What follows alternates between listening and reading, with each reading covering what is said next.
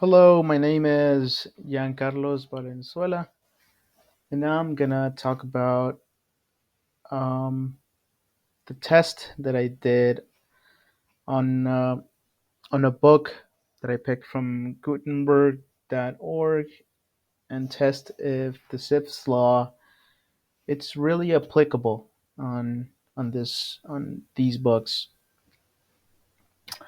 The code that I did was very simple. I just needed three text files, one for a page from the book, and one for a chapter, and one from the entire text from the book.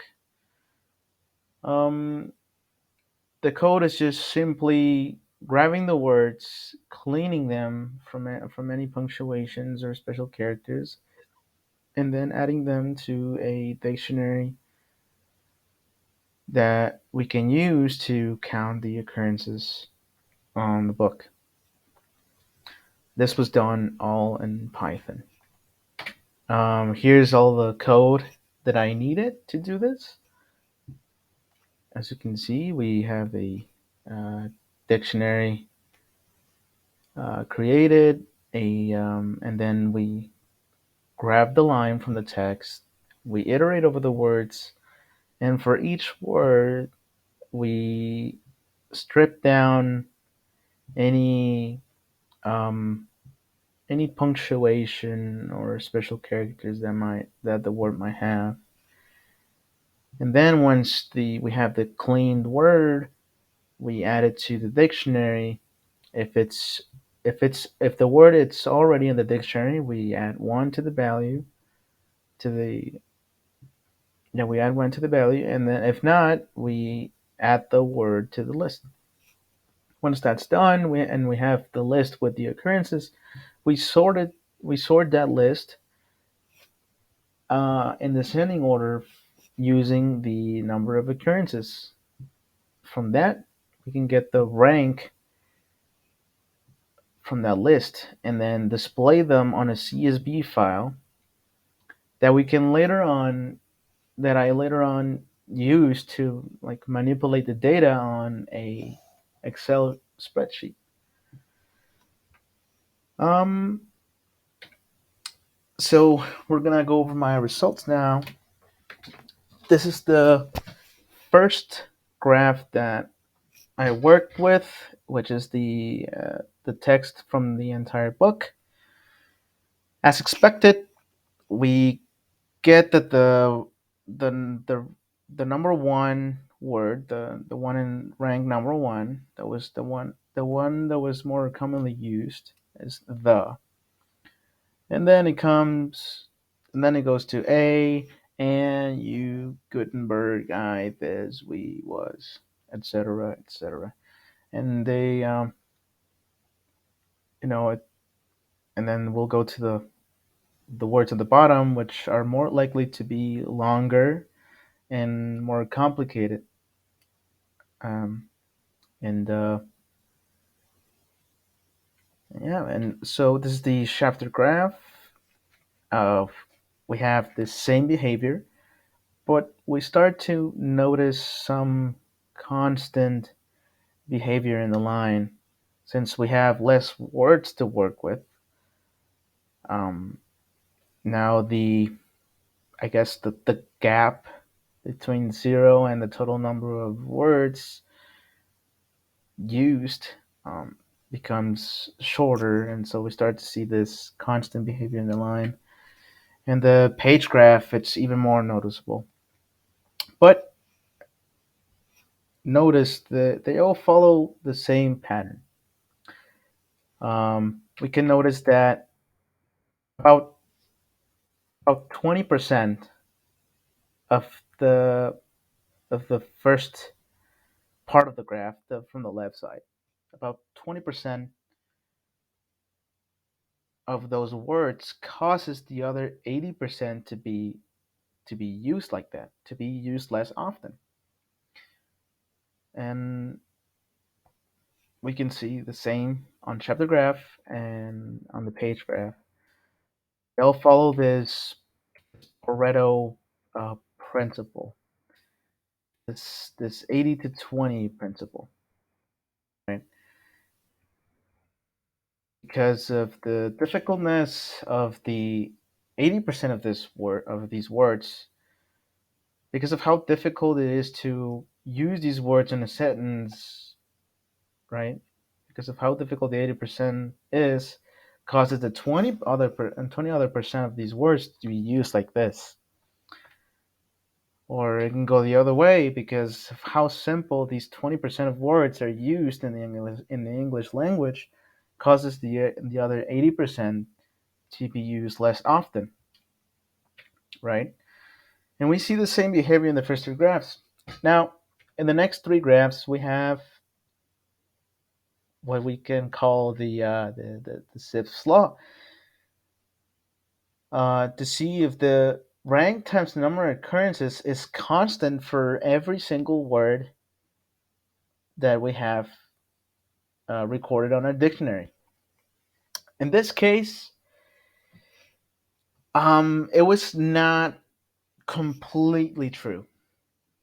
I mean, I guess it doesn't have to be exact, right? It has a, a small um, a small gap to be, different from one another. Um, but I expected a more constant line, like kind of like the top of this graph. I expected every single dot to be around, the same area. But since we're dealing with a smaller uh, size of corpus here, we don't we don't get that result that the rank of times the number of occurrences is constant for each of the word. I guess that doesn't apply here in this on this book. Um, Same goes for the chapter graph, but we start to notice, this linear behavior towards the end of the results. You can see a much more linear behavior, a much more noticeable linear behavior on the page graph. Um, we and it kind of follows the the Pareto principle that I mentioned before, but this time the other way. you know. Um, so yeah, we in conclusion, um, the results that I got from my test was they were expected because that we don't have that much of a big corpus to manipulate and play with. So I guess the Zipf's law, in order for the Zipf's law to work, we kind of have to have a much more larger corpus, and also not just from books. It has to be from from text, from reviews, from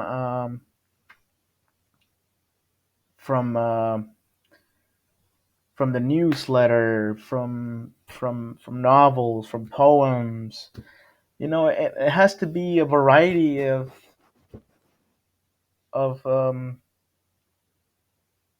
it has to be a variety of words to that are used in different occasions, not just books. Um, because if we think about it, in the book that I tested on was there were a lot. Gutenberg was mentioned a lot, and we can see it on the top words that were used here. But if we use a corpus from, let's say, Google has a number of has this corpus of number of occurrences per word, and you're not going to see Gutenberg in the top list. You're going to see the, a, this, we, much more common words that you would normally use when talking to someone, right? Um, I guess the occurrences that we got, the graphs of occurrences we got were kind of similar to what we would expect from a much larger corpus. They were kind of similar, but applying the Zipf's law, I would say from smaller for smaller corpuses such as books, just testing on one book does not really work. Does not really apply. But now, um, the Zipf's law does not only work on languages, but it not only works on English languages, but it also works on many other languages, and it is the same thing as the different languages. We get the same results from different languages, and also we can expect same results from, let's say, um, chess moves. All players follow, they tend to use certain chess moves, certain moves more often than the others because they're easy to pull off and the others are more difficult to pull off.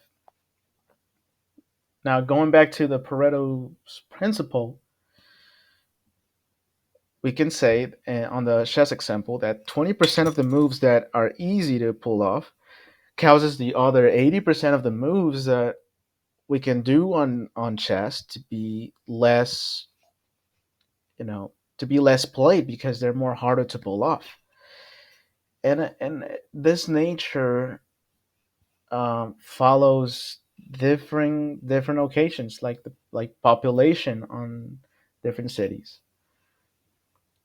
um, populations, and certain ingredients to use on different foods, or stuff like that. Stuff like that follows that same nature. We tend to use something more often because it's easier, and because of that, it causes the rest of those options to be used less often, um, because they're more harder to pull off. And yeah, that's my conclusion from the test results that I got from the Zipf's law.